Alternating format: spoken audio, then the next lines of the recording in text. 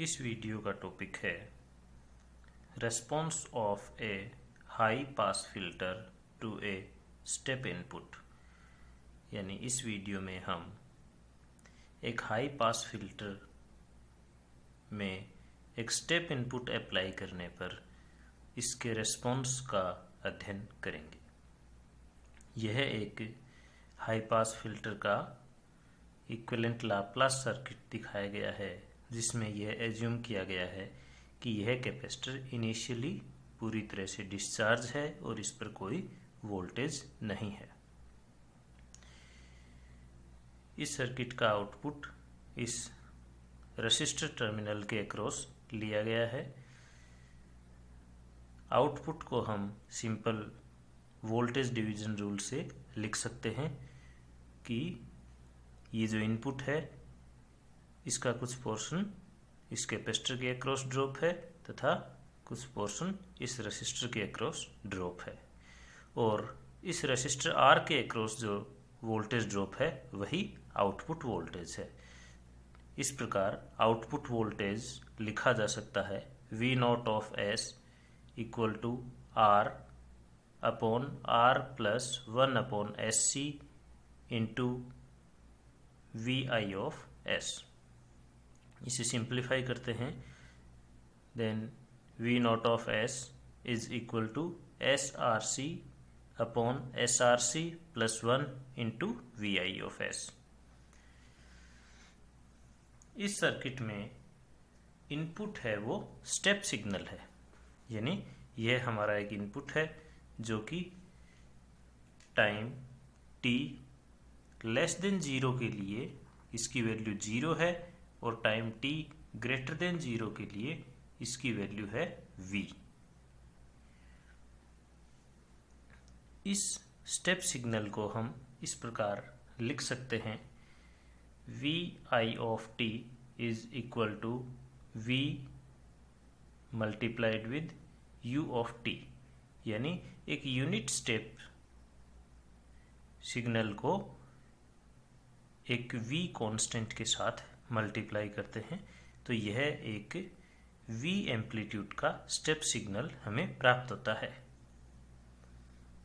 For t greater than 0 इस input signal की value क्या है v, एक कांस्टेंट v वोल्ट बनी रहती है। अब इनपुट सिग्नल का लाप्लास ट्रांसफॉर्म लेते हैं L vi of t equal v एक कांस्टेंट है, इसे बाहर लिया, L of u of t। अब vi ऑफ t का लाप्लास ट्रांसफॉर्म क्या होगा vi of s, v as it is, और यूनिट स्टेप का लाप्लास ट्रांसफॉर्म क्या होता है 1 अपॉन s।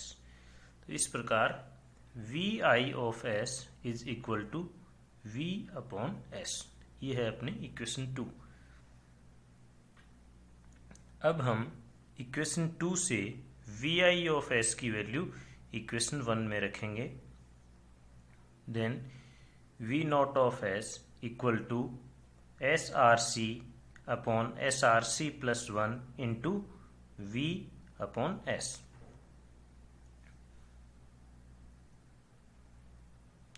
ये s से s कैंसिल हो गया, देन यहाँ क्या बचा रहेगा न्यूमरेटर में RC upon S RC plus 1 into v।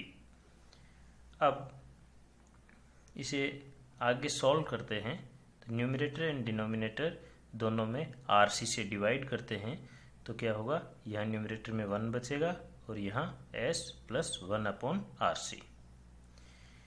अब ये जो इक्वेशन है ये इक्वेशन आउटपुट है इन S डोमेन।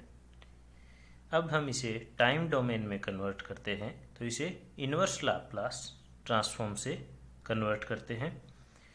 तो v नॉट ऑफ s का इन्वर्स लाप्लास ट्रांसफॉर्म क्या हो जाएगा v naught of t, v एक कांस्टेंट है ये एज इट इज, और हम जानते हैं कि 1 अपॉन s का लाप्लास ट्रांसफॉर्म क्या होता है 1 अपॉन s का लाप्लास ट्रांसफॉर्म होता है एक unit step, then 1/s plus a ऐसा यदि है तो इसका लाप्लास ट्रांसफॉर्म क्या होता है u of t into e power minus at। अब यहाँ a की जगह क्या है 1/RC, तो इस टर्म का लाप्लास ट्रांसफॉर्म क्या होगा u of t into e power minus t/RC, यानी a की जगह हमने क्या रखा 1/RC।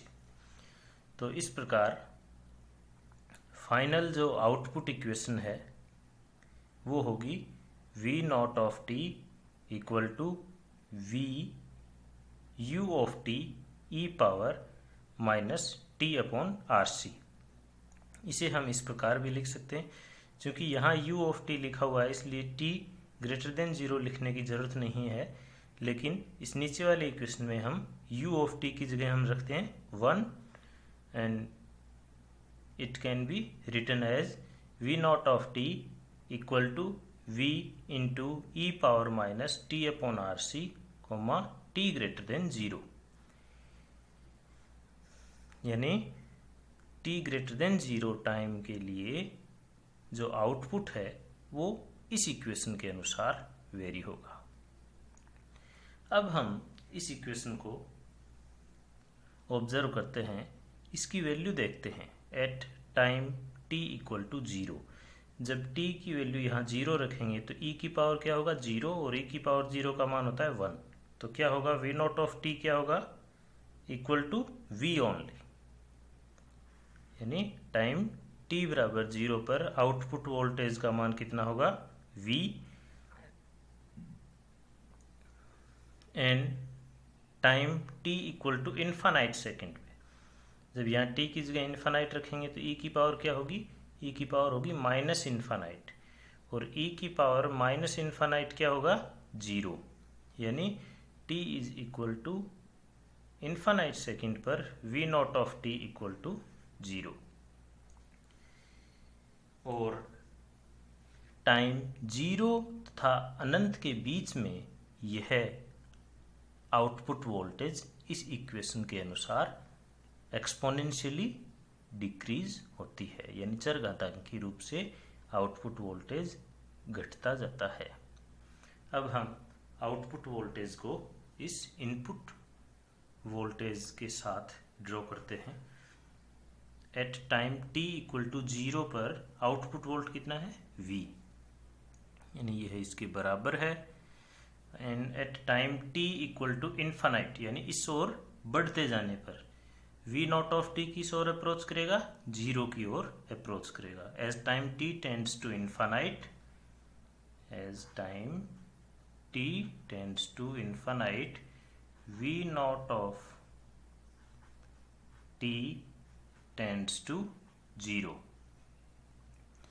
तो ये ग्राफ कुछ ऐसा होगा, इन दोनों टाइम के बीच में यह एक्सपोनेंशियली डिक्रीजिंग फंक्शन है।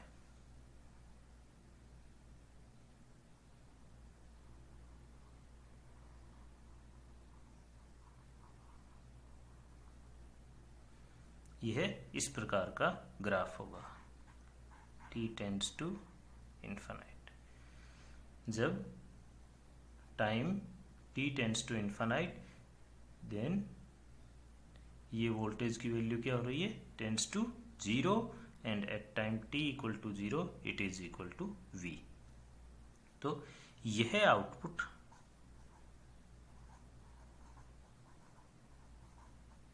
रिस्पॉन्स है, ये आउटपुट रिस्पॉन्स है।